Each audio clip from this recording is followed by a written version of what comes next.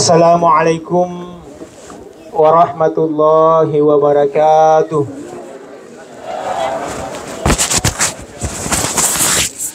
Alhamdulillah, alhamdulillahirabbil alamin, wa bihi nasta'inu ala umuri dunya waddin. Wassalatu wassalamu ala nabiyil kiram wa ala alihi wa ashabihi ajma'in, amma ba'd.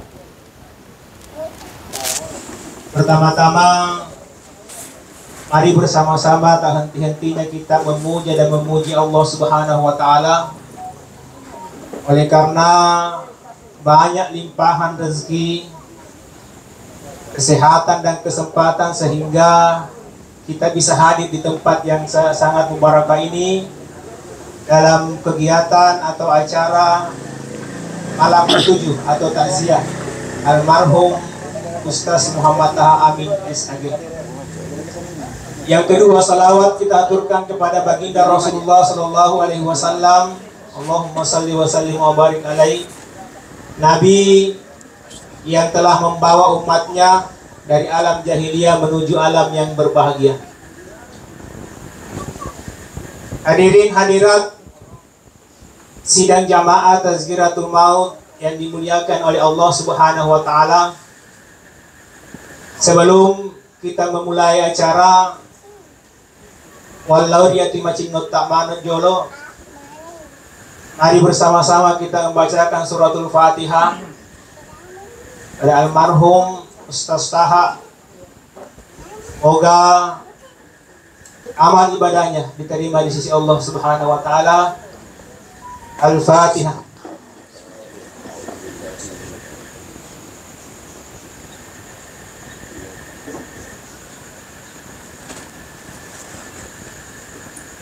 Terima kasih banyak. Acara selanjutnya, mari bersama-sama kita mendengarkan lantunan ayat suci Al-Quran yang akan dibawakan oleh anak kita, Iswandi. Beliau adalah siswa MTS DDI Baru-Baru Tengah. Kepada Ananda kami silahkan.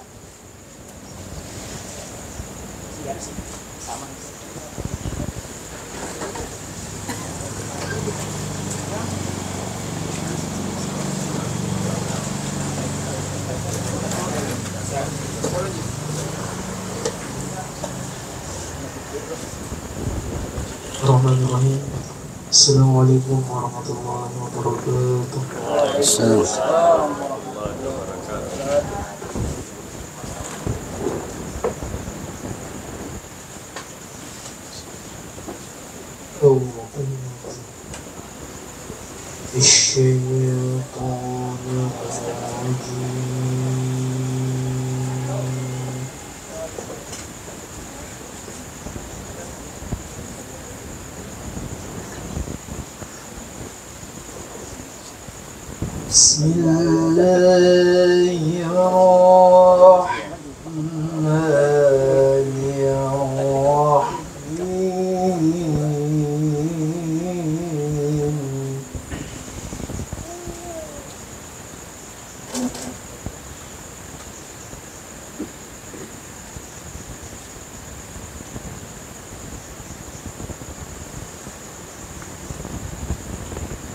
Kullu nafsin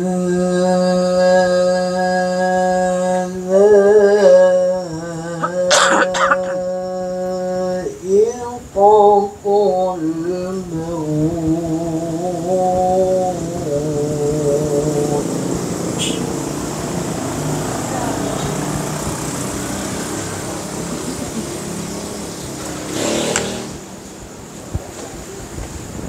Wa innama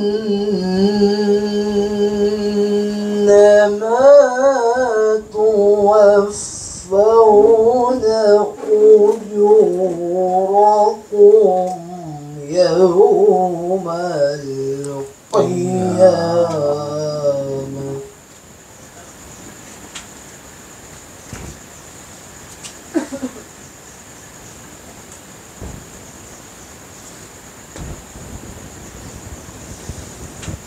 فمن زحزح عن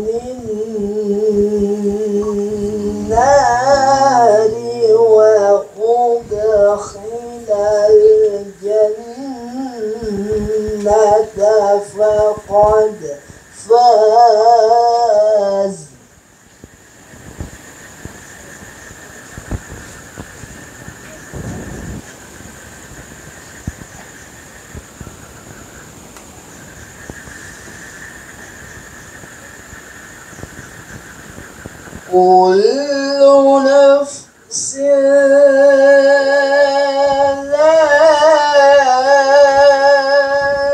ذائقة الموت وإنما توفون أجوركم يوم القيامة فمن زحزح عن النار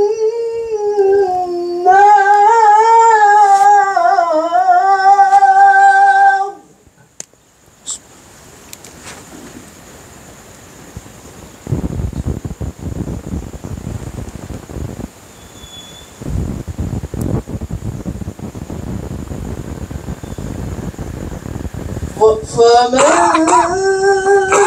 زحزح عن النار وأدخل الجنة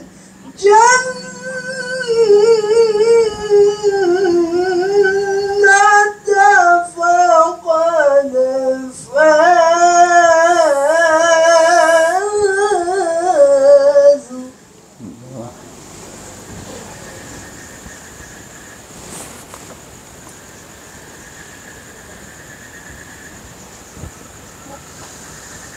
وما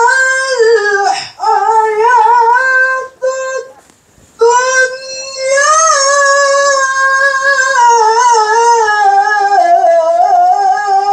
إلا متاع الغرور.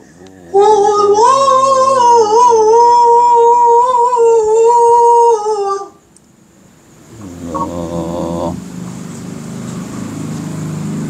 أكبر.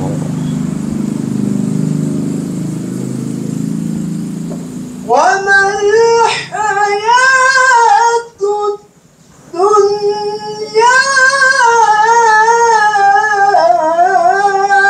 إلا متاع الغرور.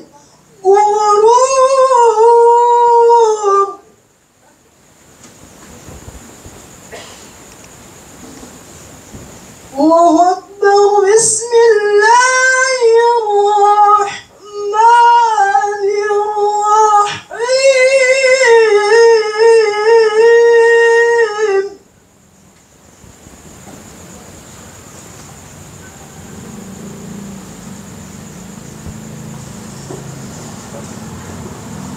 الذي خلق الموت والحياة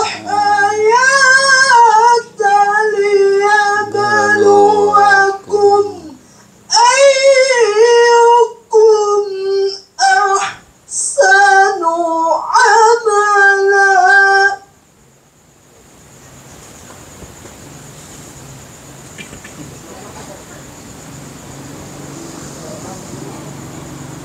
الذي خلق الموت والحياة ليبلوكم أيكم أحسن عملا وهو العزيز الغفور.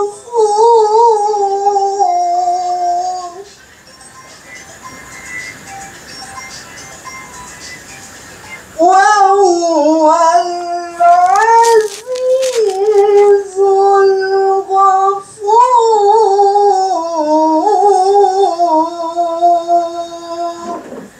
صدق الله. صدق الله العلي العظيم. السلام عليكم ورحمة الله وبركاته. Waalaikumsalam warahmatullahi wabarakatuh.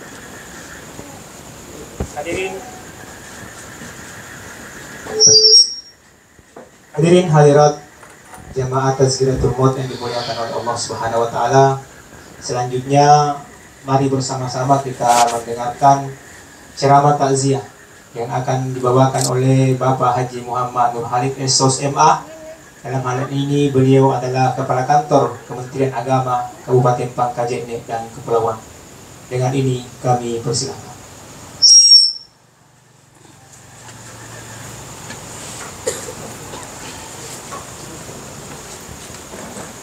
Assalamualaikum warahmatullahi wabarakatuh.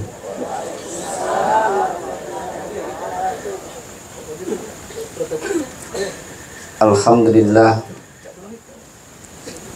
Alhamdulillahilladzi halakal mauta wal haya liyabluwakum ayyukum ahsanu amala.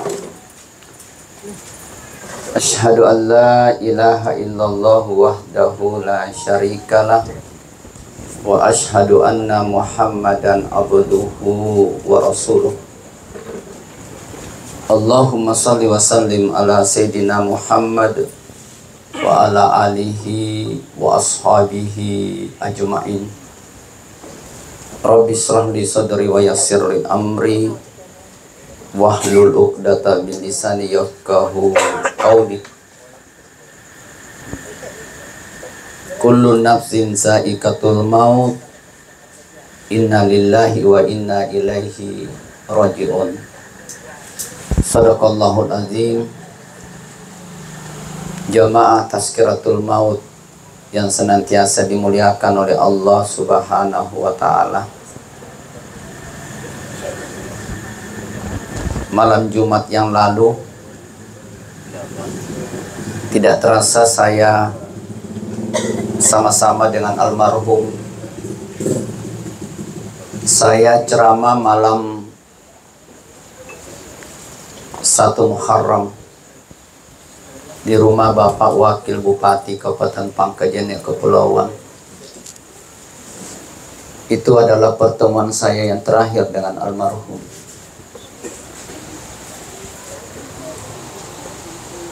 Almarhum 3 kali menengok kepada saya, 3 kali juga tersenyum sama saya. Sesudah itu beliau hanya tunduk terus, seakan-akan tidak mau melihat wajah saya.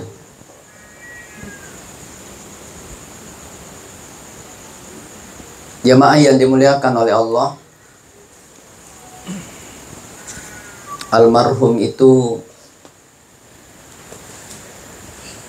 kalau dengan saya, karena mungkin sama-sama orang Bone, kalau ada yang dia mau sampaikan dengan bahasa yang lembut, bahasa yang merendah.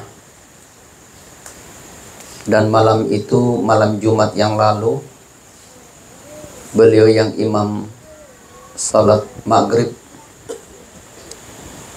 kemudian dia yang imam salat isya. Saya dapat pada saat almarhum salat isya. Saya tidak pernah mendengar suaranya begitu rendah dan lembut sekali. Beliau sangat rendah suaranya, lembut, seperti yang mengaji tadi, Qori tadi. Tapi bukan berarti Anda juga semua dekat-dekat, tidak. Saya cuma mengatakan suaranya lembut seperti itu, rendah sekali.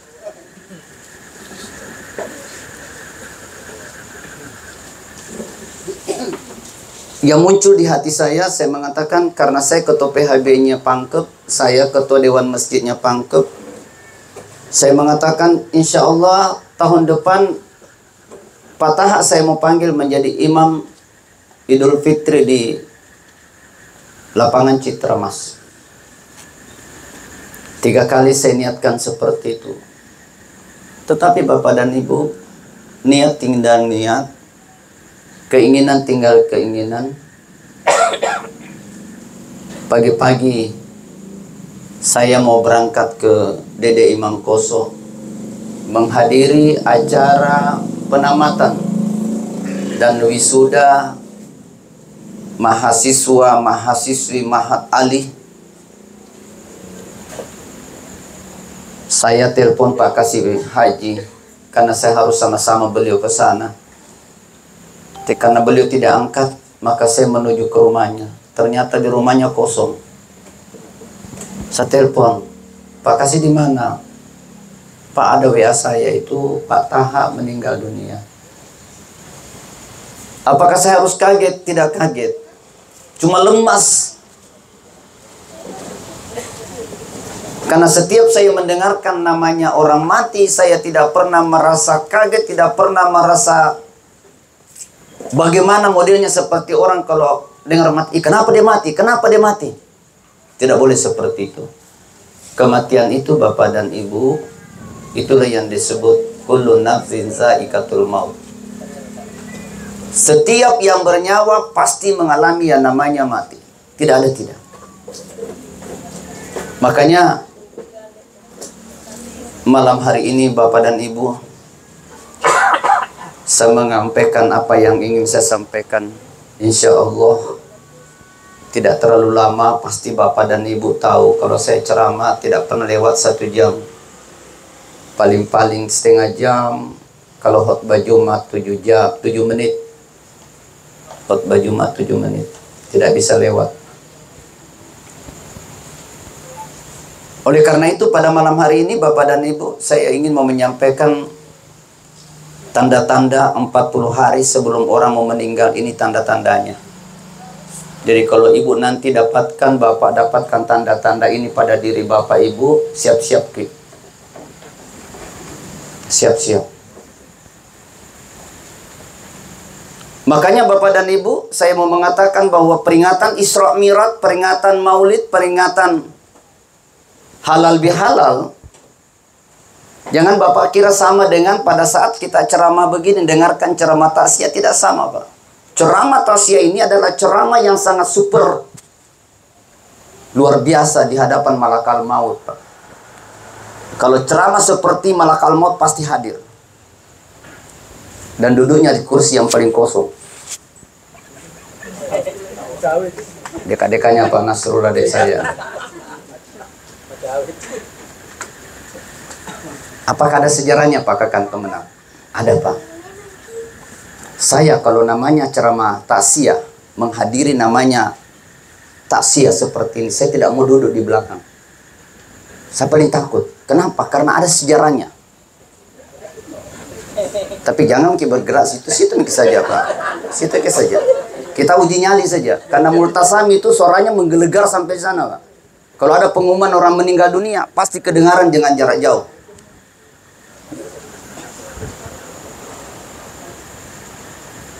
Nabi Sulaiman alaihissalam itu, Bapak dan Ibu, dalam riwayatnya, dia memberikan tausiah pada saat kematian para sahabatnya. Setelah dia ceramah, dia mengatakan, wahai malakal maut, kau tadi duduk di samping kiri saya. Tapi kau cuma melamun dan memperhatikan pandanganmu jauh ke belakang sana. Apa yang kau perhatikan?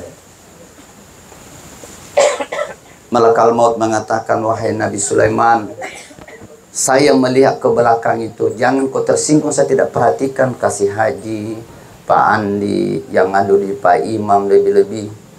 Dan di depan di sini. Saya tidak pernah perhatikan itu. Karena memang begitu cara pandang saya.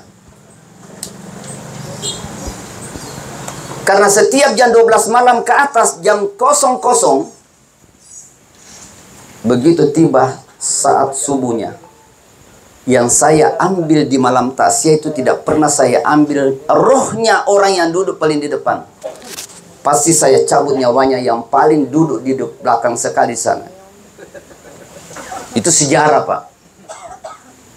Jadi Bapak yang berani menghadapi kematian, jangan tinggalkan tempat duduk kita yang paling di belakang. Kita uji nyali saja, Pak. Supaya saya menyampaikan itu tidak akan terjadi hal-hal yang bisa membuat kita silang sengketa nanti.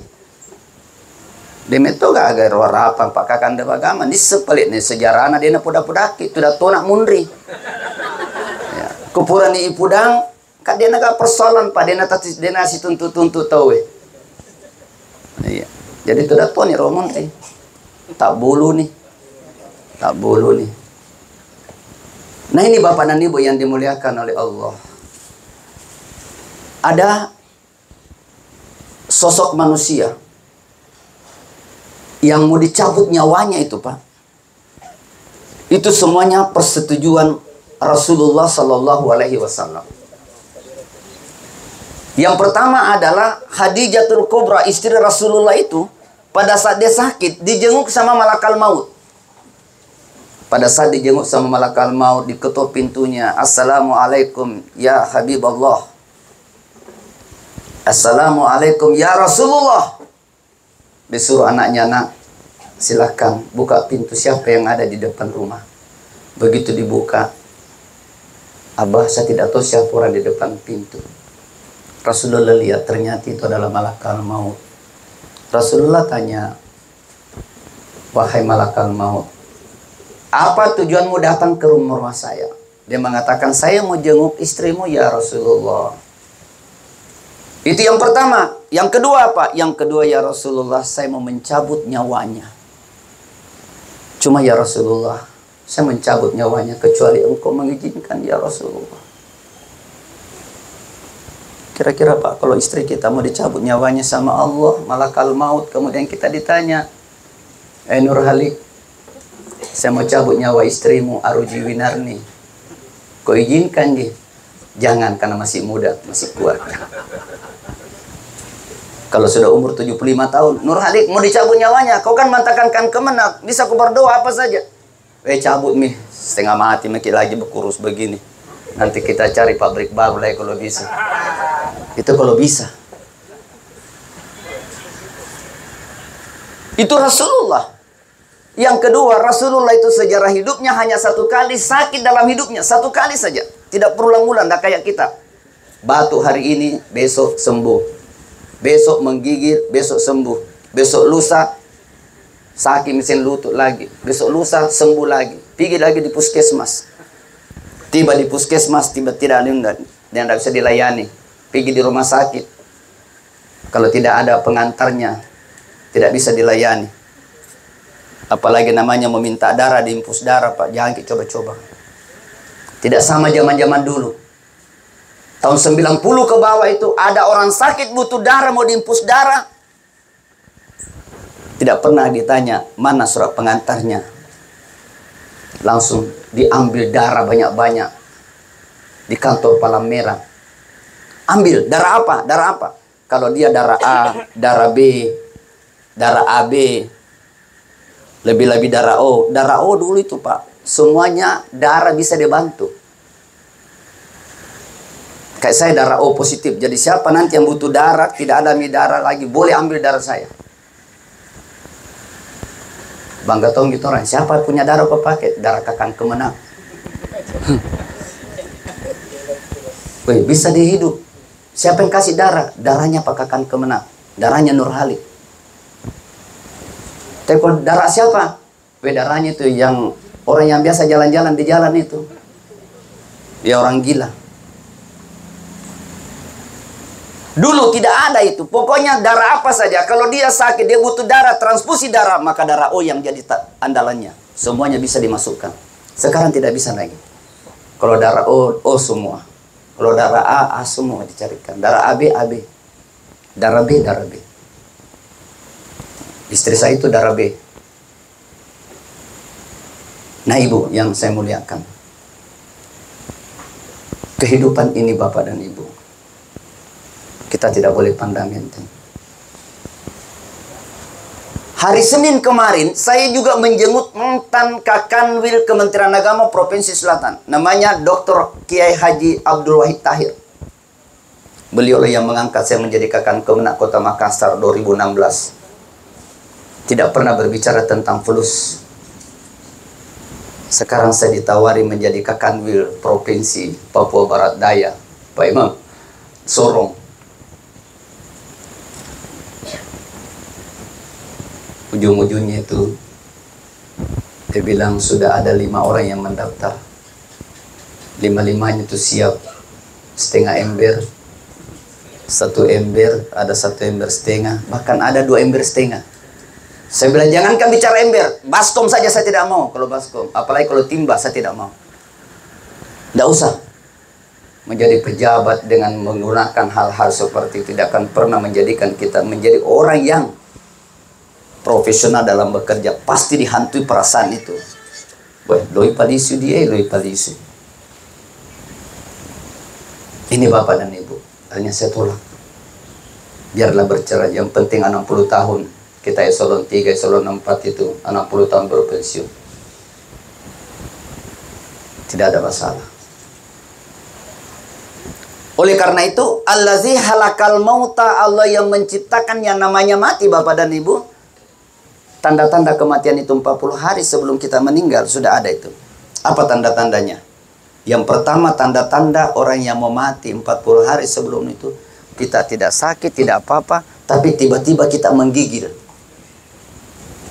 Langsung panas dingin. Nah, apa ini? Nah, saya tidak apa-apa. Kenapa langsung begini? Itu tanda-tanda. Jadi kalau sudah ada yang 3 hari yang lalu begitu, tinggal 37 hari.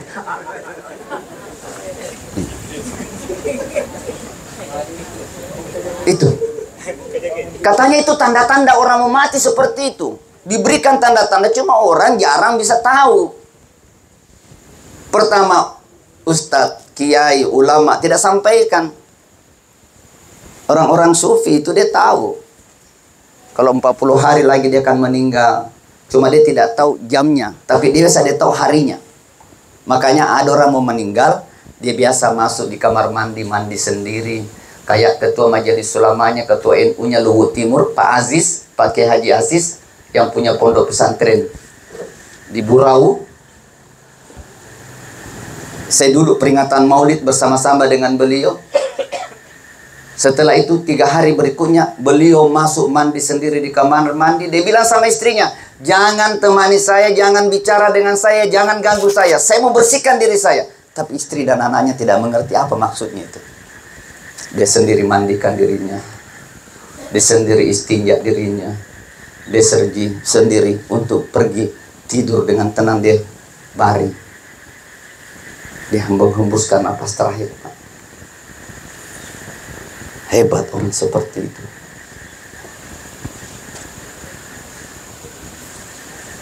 Ini kalau sudah menggigil, itu tanda-tanda yang pertama. Tanda-tanda yang kedua, ini tanda-tanda yang kedua. Tiba-tiba Bapak Ibu rasa dada tidak ada masalah, tapi tiba-tiba langsung dada itu sebelah kiri berdenyut kencang, berdebar-debar, kemudian seperti ada jarum yang tusuk-tusuk. Nanti kita bilang, maka tuh tisengi Pak Kandel. Memang ini terasakan yang tusuk-tusuk seperti jarum. Saya tidak pernah rasakan, belum pernah saya rasakan, tapi saya belajar dan saya baca, oh tanda-tanda kematian seperti itu. Makanya ada Kakandep sekarang, Pak, dulu belum jadi Kakandep, masih penyuluh agama saya kepala kantor urusan agamanya Kecamatan Ujung Pandang. Setiap yang mana manasik haji, saya panggil beliau. Tolong kasih manasik haji. Kecamatan Ujung Pandang, Kecamatan Makassar itu bergabung 2 kecamatan. Karena kecamatan yang paling sedikit jamaah hajinya Kecamatan Ujung Pandang, yang saya tempati jadi kepala keuangan. Mega Mokro tapi Cina mana mi? Daerah Cina koro. Tapi saya mampu kasih juara umum ke MTQ tingkat kota Makassar. Makanya Pak Wali Kota tanya, Pak Camat, ngapa tonu kalau lenjari royal umum? Kemeko ngale Korea dan Korea. Maka mau pura nggak keren. Tenak ke patah zaman-zaman apa kau aku. Saya, Pak. Setelah begitu Bapak dan Ibu yang dimuliakan oleh Allah, kematian seperti itu yang dialami Pak Wahid Tahir. Dia rasakan jantungnya, makanya hari Selasa dibawa larilah ke rumah sakit Unhas. Di situ dia menghembuskan napas terakhirnya. Jadi hati-hati kalau sudah jantung tak sudah mulai rasa sakit di sebelah kiri itu. Tapi itu paling lama 40 hari sudah dikasih tanda-tanda seperti itu.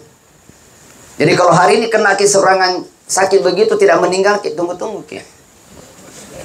40 hari kemudian, saya berikan kita tanda-tandanya nih, tapi belum tentu kita tahu harinya jam berapa. Makanya kematian itu dirahasiakan, Pak. Ibu, rahasia kematian itu tidak ada yang tahu. Karena kalau orang tahu di mana dia meninggal, kapan dia meninggal, tidak ada yang bisa duduk seperti ini, Pak. Tidak ada yang bisa masuk jadi kantor, tidak bisa jadi bupati orang, tidak ada yang mau jadi gubernur. Tidak ada yang mau jadi camat, lebih-lebih kepala kawat tidak ada yang mau, apalagi lurah. Apalagi ketua RT RW, tidak ada yang mau. Saya 3 periode Pak jadi ketua RW di Makassar. RW itu artinya rugi waktu.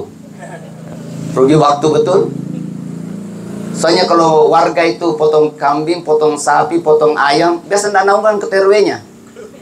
Tapi kalau ada orang berkelahi, minum balok, minum apa sana, biasa dipanggil ketua RW. Kemarin warga saya lagi mabuk lagi di depan rumah. Ada lagi polisi datang mau pegang dia, justru polisinya mau dipukul sama orang mabuk ini. Saya bilang lepas saja, enggak usah. Orang Polda Pak. Saya bilang lepas saja, jangan tahan. Orang mabuk itu kan sama dengan orang yang tidak punya otak. Karena orang yang gila itu Pak hanya 2 yang tidak diberikan, yaitu akalnya tidak berfungsi dan ingatannya itu kemudian dihilangkan rasa takutnya. Itu orang gila. Orang gila itu tidak ada rasa takutnya, itu dia jalan kemana-mana. Dan dia tidak ingat dia jalan kemana sebenarnya. Jantung ini Bapak dan Ibu, ini adalah penyebab semuanya orang yang hidup itu pasti kalau itu yang berhenti, tidak ada. Biar terpotong kakinya, ditabrak, hancur dia punya tangan. Tapi kalau jantungnya bersih berdenyut, insya Allah itu tidak akan mati orang itu. Biar dioperasi, diapakan kakinya, dipotong, amputasi. Tapi kalau jantungnya masih sehat, insya Allah tidak mati itu orang. Jadi pada intinya tidak ada orang yang mati kalau bukan karena jantung. Jadi kalau orang meninggal, meninggal ki, iya jantungnya stop. Kenapa dia meninggal? Jantungnya stop. Itu intinya. Kenapa jantungnya stop? Karena sudah sampai begitulah batas dia. Tidak lagi tambahan. Ini jamaah yang dimuliakan oleh Allah. Tanda-tanda yang berikutnya, kalau kita pergi di orang sakit, kita jenguk orang sakit, itu perhatikan dia punya hidung. Kemarin hari Senin yang lalu, saya perhatikan itu kakak saya, mantan kakak saya, di rumah sakit Ainun Habibi di Parepare. Jadi saya cerita itu sesuai dengan pengalaman saya, Pak. Hidungnya itu sudah lari turun, Pak. Ini agak mancung hidungnya tapi lari turun, Pak. Keru nih, keru loka atau nih atau bioga. Pokoknya keru lari turun. Jangan kita terlalu banyak bicara dengan orang seperti itu, Pak. Dekati dengan ambil ayat yang terakhir dari surah Yasin.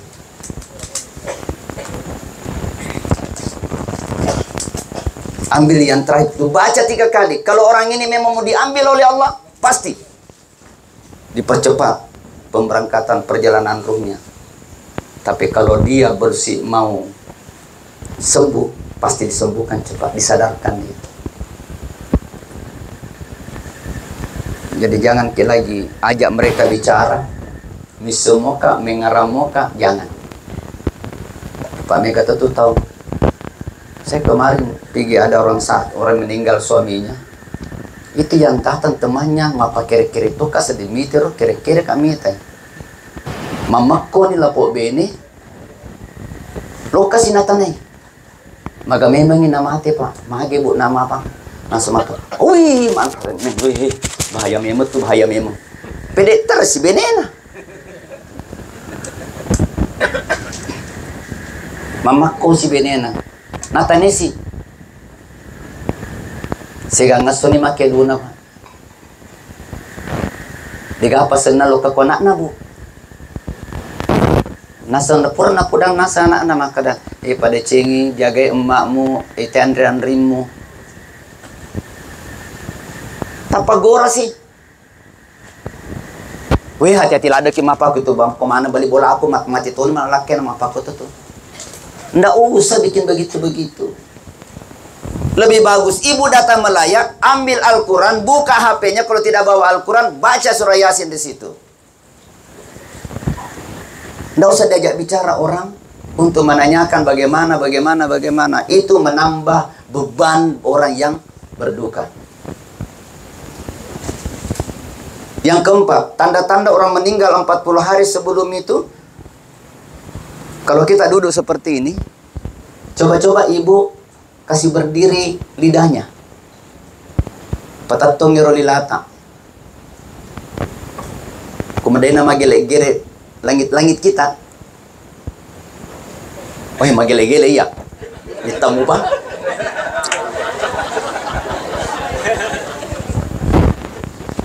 Ini sampai di bibir saya tuh gatal kursa kasih gini.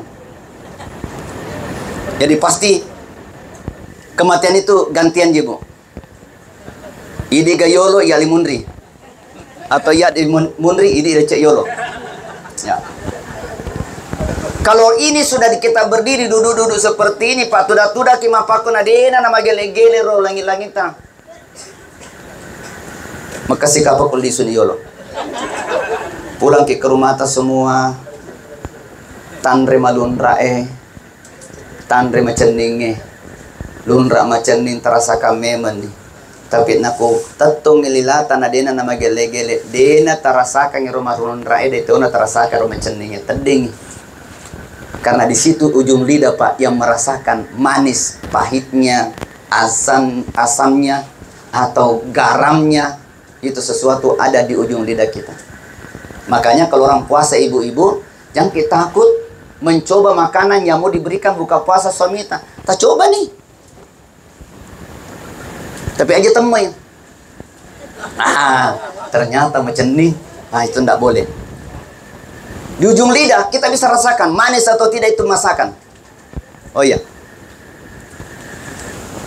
Jangan.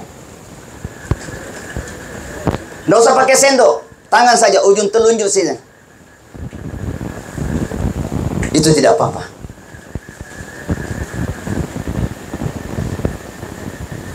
Yang berikutnya Bapak dan Ibu, kalau kita siram masuk di kamar mandi, cara Rasulullah itu mau mengetahui dirinya masih panjang umurnya. Tata caranya kita masuk kamar mandi, tolong Ibu pertama siram telapak kakinya Ibu. 1, 2. Kemudian siram ini betis dari lutut ke bawah. Siram. Kemudian dari paha kanan, paha kiri. Kemudian siram. Sudah itu, siram lagi bagian badan. Selesai itu Ibu pakai sabun. Pakai sabun dulu. Sementara pakai sabun, Ibu, Bapak, iset di tuku ubun-ubun itu keluar kayak asap. Dia keluar. Kenapa? Karena darah kita tidak ikut ke atas. Dia bertahan cari tempat dingin. Yana tu mega tu mati ko kamar mandi. Pak mat terus cemen atau lurunnya yolo. Ingat, saya kasih tahu. Kenapa banyak orang mati di kamar mandi? Karena disiram pertama kepalanya. Pertama kepala disiram, di sini akan mengalami tarikan yang langsung cepat dari darah kita yang dari telapak kaki itu naik ke atas. Karena ini dingin, dia mencari itu darah di mana tempat itu yang tinggalkan kian darah tadi. Makanya ada yang bilang pecah pembuluh darah. Kalau pecah pembuluh darah, makanya ada hitam di lehernya, hitam telinganya. Makanya orang meninggal dunia di kamar mandi, kenapa? Karena salah, tidak mengikuti cara Rasulullah sallallahu alaihi wasallam. Allazi halakal mautah, Allah pancajur sehingga amating. Tapi itu adalah caranya Allah. Kalau tukang beca, dia mati dalam keadaan bawa beca, karena memang zaman-zaman itu tukang beca. Kalau dia pejabat kecamatan, dia meninggal dalam keadaan menjalankan tugasnya sebagai kecamatan. Dia kepala KUA, dia menjalankan tugasnya sebagai mati. Tidak bisa dibilang, weh hebat menteri mangi. Mati sementara mas sumpah jangan. Pasti pak zaman-zaman itu. Masa Pak Imam mati kalau pengantinnya sih? Tidak mungkin itu, tidak mungkin. Pasti sementara loilo ke masjid metama aku masjid puri masuk bapak sumpah aja masuk ke masjid itu kerjanya Pak Imam pasti. Wah hebatnya itu meninggal ke Pak Imam, meninggal ke kepala KUA, sementara dia bisa nikahkan orang meninggal dunia. Kan zaman-zaman itu tidak mungkin. Tukang beca itu meninggal habis menikahkan orang. Tas seling itu zaman-zaman kepala kawan anak. Ini Bapak dan Ibu yang dimuliakan oleh Allah. Allah yang menciptakan kematian. Kalau Allah menciptakan kematian, ternyata ada satu riwayat, ada orang mau meninggal dunia. Dia minta izin. Karena ditemui, siapa kamu? Saya adalah malakal maut, mau mencabut nyawa. Kalau begitu, saya harus lari, meninggalkan tempat.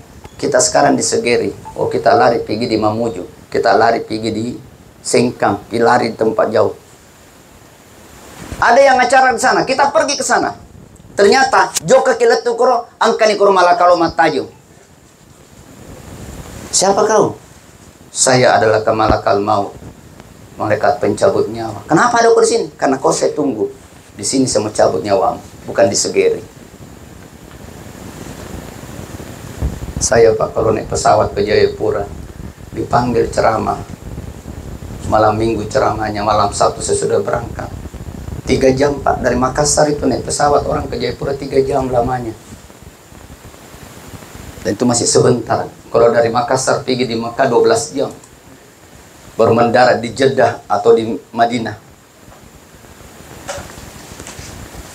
Saya tidak pernah perhatikan itu pramugari, cara memakai sabuk pengaman, cara tiup-tiup itu kalau ini lari ke sini, saya bilang itu hanya peragaan saja. Kalau tiba pesawat jatuh 35.000 kaki dari permukaan laut, tidak ada orang yang hidup Pak. Ligahaga mulai tuh. Makanya kalau saya naik pesawat, jangan ada baca lain, baca surah Yasin. Bismillahirrahmanirrahim. Yasin wal Qur'anil Hakim, innaka laminal mursalin. Ala siratil mustaqim. Baca terus sampai selesai. Selesai itu tidur maki. Setiap saya naik pasti baca surah Yasin. Tidak ada urusan saya yang lain. Karena saya pikir jangan sampai Allah mau mengambil saya melalui pesawat ini, maka saya sudah tanggung jawab. Kalau dari Jayapura, biasa saya jalan dengan teman pendeta. Begitu mau mendarat di Sentani, pesawat turun, naik lagi. Semuanya berdoa. Yang Kristen berdoa, Hindu, Buddha berdoa. Saya tenang saja, tidak mau bicara apa-apa. Pendeta bilang sama saya, "Adek, kau baca doa kah? Kenapa kau diam-diam saja?" Sedangkan kakak pendeta, tadi saya sudah mengaji. Dia sudah kalau pesawat mau jatuh, terus dia jatuh. Mau dia apa? Aduh adik, kita masih mau hidup ini. Sedang siapa bilang tidak mau hidup lagi? Kita memang mau hidup. Kalau dia sudah berdoa, "Aduh Bapak ya surga, oh, bantu. Kita mau mati nih." Kalau saya tidak, pasrah sih. Karena di bawah laut, tidak mungkin kita bisa hidup. Apalagi saya tidak tahu berenang Pak. Kalau jatuh di air ya sudah. Tenggelam batu maka itu. Makanya kalau saya mau pergi di pulau Kalmas, semuanya orang larang saya pergi. Bukan tangai ya Benjamin kipi Pak Kandap. Mau pergi saja di pulau sebelah saja, saya sudah pasang pelampung. Namanya semua orang, "Pak, jangan kita pasang pelampung, tersinggung orang pulau." Kenapa tersinggung? Dia bilang, kalau kita pakai pelampung, katanya minta-minta supaya kapal ini tenggelam. Saya tenggelam betul, kok bisa berenang? Dia bilang, tidak bisa ya. Pakai memang kok pelampung kayak saya. Ini Bapak dan Ibu. Semuanya kita harus ikhtiar. Allazi halakal mauta. Allah menciptakan namanya mati. Wal hayata. Allah menciptakan namanya hidup. Kenapa mati duluan baru hidup? Karena kita ini bisa masuk surga kalau mati dulu. Jadi bukan sekarang kehidupan kita yang diceritakan. Mati kita dulu bicara. Karena nanti persyaratannya masuk surga, orang mati dulu baru sehidup. Kehidupan nantilah yang dimaksud adalah kehidupan yang tidak ada lagi kematian, kekal abadi. Makanya dalam ayat, "Ya ayyuhallazina amanu sabiru wasabiru warabitu." Orang-orang beriman itu dicajak bersabar. Meninggal suami bersabar, meninggal istri bersabar, meninggal anak harus sabar. Kalau meninggal tetangga kita harus sabar. Tapi kata Allah, warabitu, bersiap siagalah kata Allah. Apa artinya? Hidup ini Pak punya batas. Hidup ini Bu punya batas. Ada yang meninggal 40 tahun, 45 tahun, 50 tahun, 60, 70, 80. Tapi Nabi sudah gariskan, umatku itu hanya umurnya antara 60-70 tahun, tidak boleh lebih. Itu Nabi. Makanya Nabi nanti yang diminta hanya satu. Ada 3 yang diminta, cuma 1 dia tidak minta di dunia. Apa itu? Ketika umatnya nanti masuk di dalam neraka, maka berfungsi syafaat Rasulullah Sallallahu Alaihi Wasallam. Makanya sudah umur 50 tahun ke atas, yang harus diperbanyak adalah salawat, bukan lagi istighfar. 50 tahun ke bawah yang diperbanyak istighfar. Karena istighfar itu mempermudah rezeki, memperbanyak rezeki, memudahkan segala apa yang kita di depan Allah. Dengan istighfar itu pasti dimudahkan. Tapi kalau sudah 50 tahun ke atas, salawat yang harus diperbanyak. Kenapa? Karena kita mohon syafaat Rasulullah nanti ada di kemudian. Nur Halik direndam di neraka. Pak Kasih Penmat ada di dalam neraka. Pak Kasih Haji ada dalam neraka. Tapi dengan syafaat Rasulullah, Rasulullah mengatakan, kau naik. Saya mau tarik umatku ini. Ditarik satu-satu. Ditarik satu-satu. Disitulah berfungsi syafaat Rasulullah Sallallahu Alaihi Wasallam. Makanya Bapak dan Ibu, menghadapi kematian itu, kehidupan di akhirat, kita ini suami-suami ini harus hati-hati. Karena ternyata 3 pertanyaan di hadapan Allah ketika kita akan meninggalkan dunia ini. Yang pertama, hai suami-suami, bagaimana kau punya sholat? Bagus tidak? Yang kedua, bagaimana sholat istrimu? Yang ketiga, bagaimana sholat anak-anakmu? Almarhum ini adalah orang yang paling bagus. Kalau saya mengatakan adalah, saya ikut bersaksi, beliau adalah orang baik. Disuruh jadi imam, dia jadi imam. Konten-kontennya tuh masuk salawat di grup NU.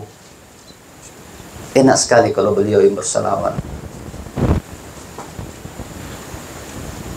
Istrinya rajin sholat, anak-anaknya bagus sholatnya.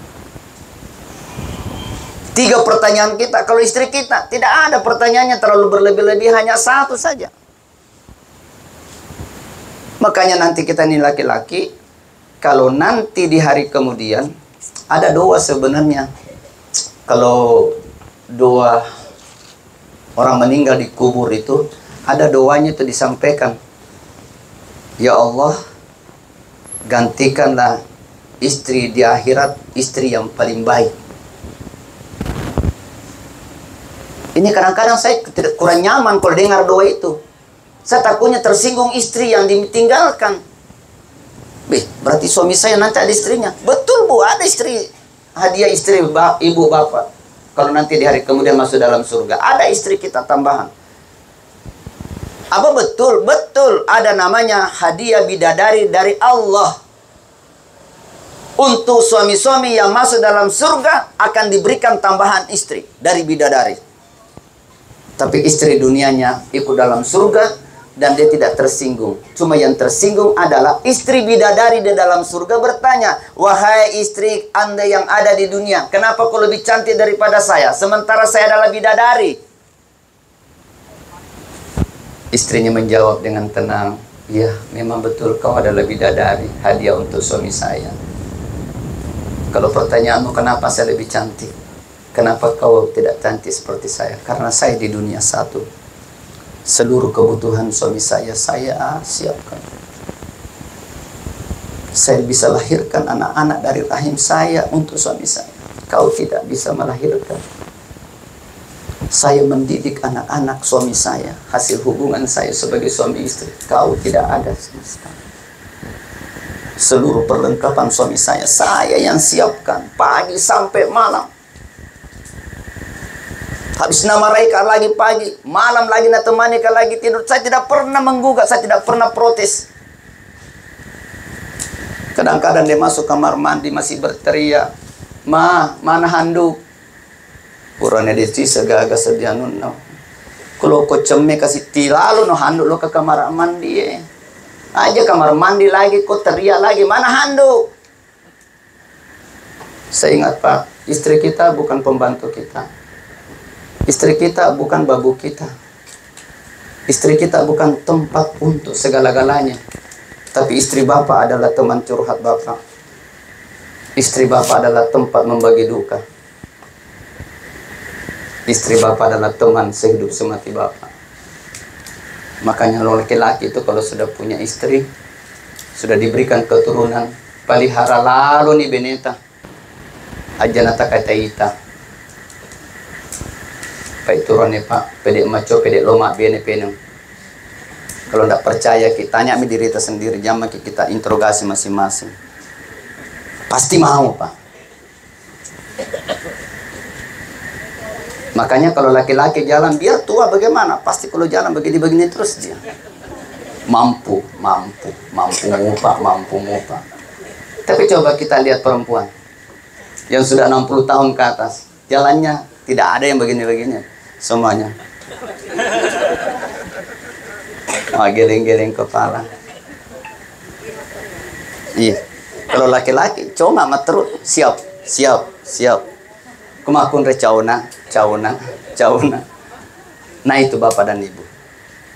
Banggalah Bapak punya istri bisa menghadirkan keturunan yang baik. Banggalah Bapak punya istri yang pintar mengaji. Banggalah Bapak punya istri yang rajin sholat. Maka kalau ada suami menyanyiakan istrinya yang seperti itu, maka dia adalah laki-laki yang termasuk merugi. Yang terakhir Bapak dan Ibu, liyabluwakum ayyukum ahsanu amala. Kematian dan kehidupan itu adalah ujian untuk kita semua. Kalau ada orang mati, ada nanti hidup, itu hanya ujian dari kita untuk Allah, Dia cuma menguji kita, siapa yang terbaik di antara kita amal kebaikannya. Liyabluwakum ayyukum ahsanu amala. Niga paling macinulo loka kumasigi Siapa yang paling rajin pergi bertasya? Siapa yang paling rajin mengangkat, membantu orang lain yang butuhkan bantuan? Itu yang paling hebat.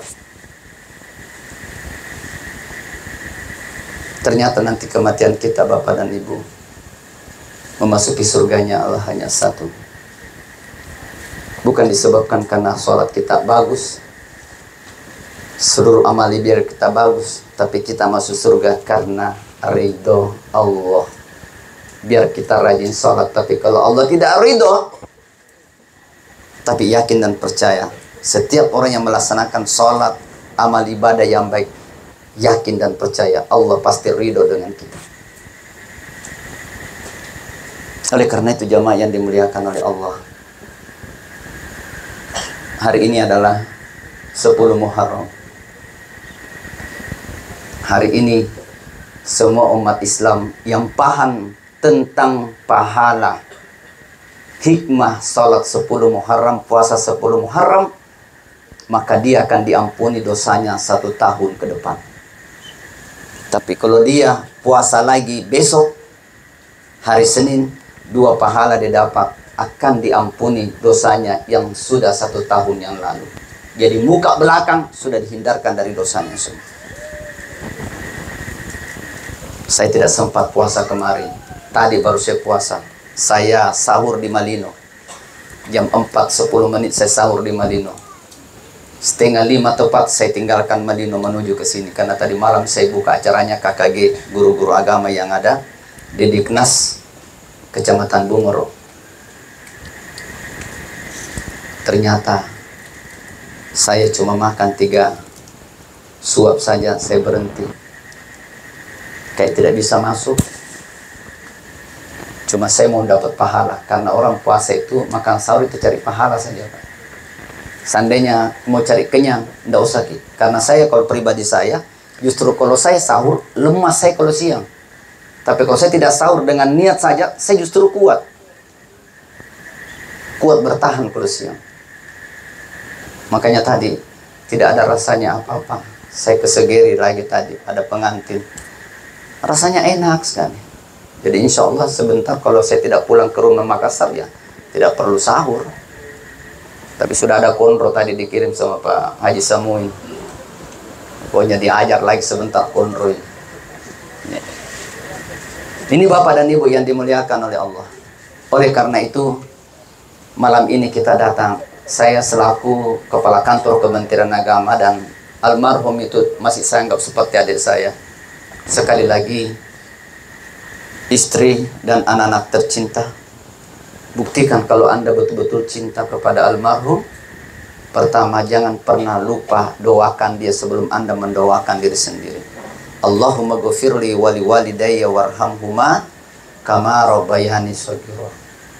Yang kedua, kalau Anda betul-betul anak yang soleh dan soleha, minimal 1 kali 1 minggu harus menjenguk kuburannya almarhum. Jam berapa? Mau ikut Nabi? Kalau mau ikut Nabi, 2:30 malam. Ya Nabi menjenguk istrinya jam 2:30 malam.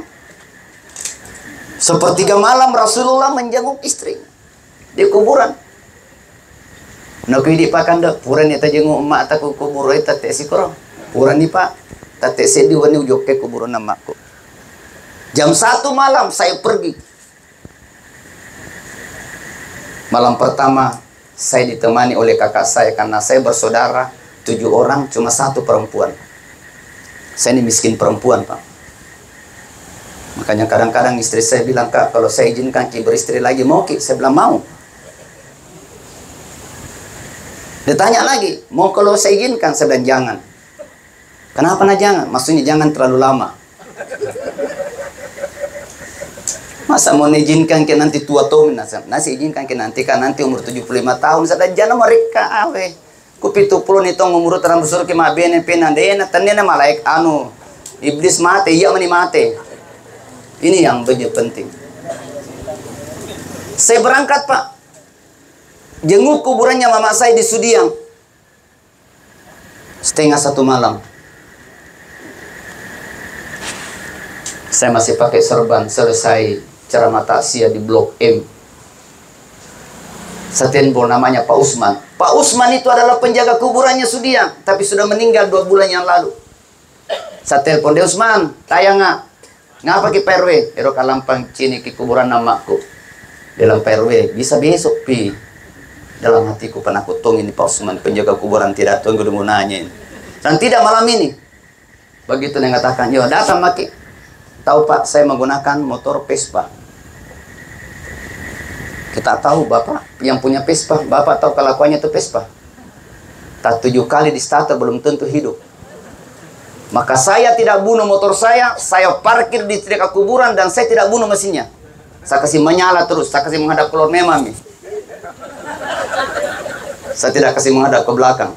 Menghadap keluar memang di jalanan. Masanya kalau ditakut nanti ambak memang lari angka 1000 memang. Jalan masuk. Berteriak, Assalamualaikum Deng Usman. Oh, Usman, kemaiki, 3 Ki. Tidak ada suara, Pak. Jam 1 malam. Apakah Nur Halik mau pulang? Mau lari? Harga diri, Pak, harga diri. Ketua RW. Masalahnya saya ketua RW-nya. Jangan sampai Deng Usman itu ada ngintip saya. Jakama kametilo kemacap. Masubu-subu ni titeka. Si senal lari, Kak. Pasti nak cerita Kak Papa Bajana maka dia rupa ketua RW boleh topi macaramang kamu pi serban na pelur rumah to palikna. Itu yang saya hindari. Makanya Bapak dan Ibu, kalau Rasulullah mengatakan ketika Anda berziarah kubur doa di kuburan, jangan coba-coba Anda duduk. Nah suruh ke Nabi tatetong. Ini kan kalau nih mata hadir tahu Bapak Ibu sudah mana ke yolo. Angkan itu dah ku nisan na tahu angkan itu dangi apa namanya ini anunya kuburannya orang duduk di situ. Ternyata Nabi larang, jangan duduki pusaranya orang, tidak boleh. Kalau dalam keadaan berdoa tidak boleh duduk, harus berdiri. Ya saya Pak pergi di kuburan pasti berdiri saya, tidak pernah saya mau duduk. Itu nilai sosialnya, nilai agamanya. Tetapi nilai sosialnya apa? Ketika Bapak dan Ibu pergi ziarah kubur tengah malam kemudian takut dalam keadaan berdiri, tancap lari gampang. Gampang Pak. Tapi kalau duduk Ki, kalau duduk berdoa tengah malam, sudah. Begitu kita takut, pasti pingsan ke situ. Nah, tidak ada orang lihat Ki. Makanya Bapak dan Ibu, ini yang dilakukan oleh Rasulullah. Mari kita. Ibu, istri almarhum, kalau betul-betul cinta suami, jangan Ki pergi jenguk almarhum siang hari. Datang Ki tengah malam. Tidak apa-apa, panggil anak-anak, temani. Yang penting ada yang temani. Yang Ki pergi sendiri kalau takut Ki. Tapi heningnya itu mengziarah kubur tengah malam paling enak. Hening sekali. Setiap langkah kaki di kuburan selalu dia bilang, "Iloki lo katega." Setiap kita jalan, "Iga idi." Itu. Begitu saya masuk, mendekati pusara mama saya, seakan-akan dia mengatakan, "Itu datang anak saya." Makanya anak yang soleh dan soleha itu tanggung jawabnya apa? Harus mampu mendoakan orang tuanya meskipun dia masih hidup maupun yang sudah meninggal. Makanya sejarah terakhir Bapak dan Ibu, nanti di dalam kubur itu roh-roh itu ketika Pak Imam sudah memimpin doa di masjid, semuanya mengatakan Allahumma ghafir wal muslimina wal muslimat wal mu'minina wal mu'minat. Itu sudah ambil ancang-ancang roh di dalam kubur itu mau berterbangan seperti anjing yang kelaparan memperebutkan tulang-tulang sapi. Dia lari tangkap itu. Berkelahi dia, baku rampas. Mengambil doanya tadi orang, Allahumma ghafir wal muslimina wal muslimat wal mu'minina wal mu'minat. Tapi yang punya anak di dunia, di dalam pusara dia duduk tenang. Tidak berlari seperti orang kelaparan. Kembalilah ruh-ruh itu yang memperebutkan doanya orang muslim yang masih hidup. Kemudian dia bertanya, "Kenapa kau tidak berlari seperti saya?" Dia mengatakan, "Saya punya kiriman khusus. Surah Al-Fatihah dari anak saya, dari istri saya, atau dari suami saya yang masih hidup di dunia. Tidak sama dengan kau, tidak punya kiriman khusus.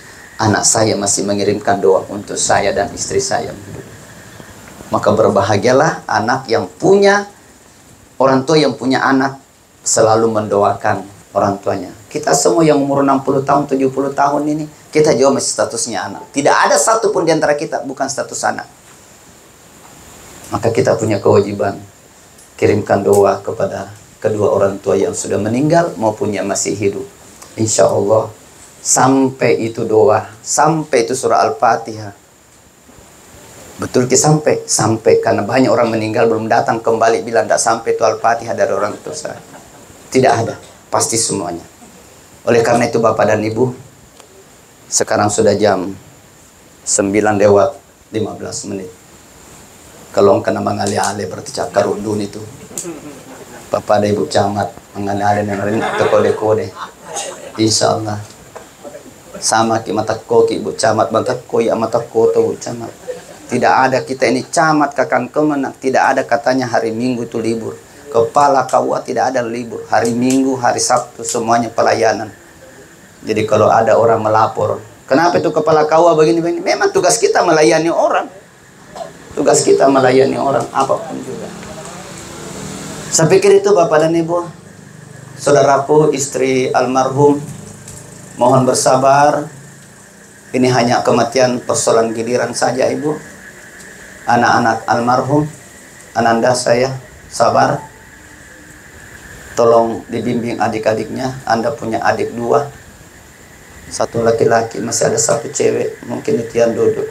Sabar, tersenyum hadapi kematian ini. Kenapa? Yakinkan bahwa ini hanya persoalan giliran. Sekarang, kemarin ayahnya yang meninggal, nanti besok siapa lagi? Kita tidak tahu. Pasti itu akan ketemu. Kullu nafsin saikatul maut. Saya pikir ini Bapak dan Ibu, sila suraku manusum puloloku, toma-toma lebihku, andran-andriku manang, ini yang bisa saya sampaikan. Mudah-mudahan kita datang bertaksiah ini, diberikan umur Allah panjang, kita sehat dari rumah, dan kita nanti akan kembali ke rumah kita, melangkahkan kaki kita masing-masing dalam keadaan sehat walafiat. Yang wanita ketemu dengan suaminya, dengan anak-anaknya. Yang suami ketemu dengan istrinya. Kalau tidak ada di sini, ketemu di rumah masing-masing. Kita berdoa kepada Allah, mudah-mudahan kita semua pasti dalam keadaan sehat walafiat. Saya pikir itu yang bisa sampaikan. Mari kita tutup dengan doa.